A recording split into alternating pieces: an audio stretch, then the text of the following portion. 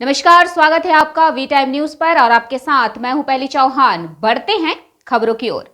जिला सूचना कार्यालय पालनपुर और पत्रकारों ने मां अंबा के निवास स्थान अंबाजी में ध्वजारोहण किया। अंबाजी में 1 से 7 सितंबर तक भारदवी पूनम महामेले का आयोजन किया गया।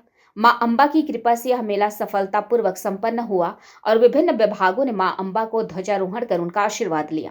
मेले के दौरान प्रचार प्रसार की व्यवस्था संभालने वाले जिला सूचना कार्यालय पालनपुर के पत्रकारों के साथ मिलकर मां अंबा को ध्वजारोहण किया गया।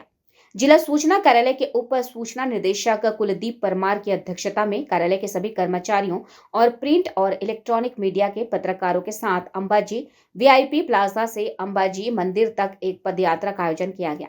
उन्होंने मां अंबा को ध्वजारोहण कर उनका आशीर्वाद लिया। समारोह में क्षेत्रीय सूचना कार्यालय अहमदाबाद के सूचना उप निदेशक हिमांशु भाई उपाध्याय, वरिष्ठ पत्रकार रौनक पटेल, पालनपुर और पाटन सूचना कार्यालयों के कर्मचारी, बनासकांठा जिले के समाचार पत्रों और इलेक्ट्रॉनिक मीडिया के प्रतिनिधि तथा अंबाजी के स्थानीय पत्रकार मित्र उपस्थित थे।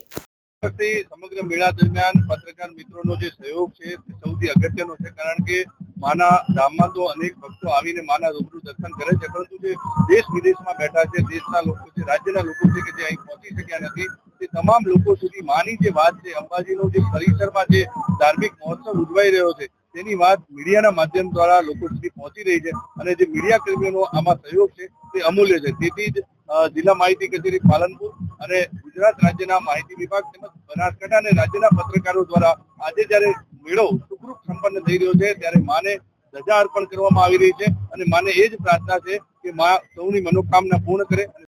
શ્રદ્ધાળુઓ માટે એક આસ્થાનું કેન્દ્ર છે।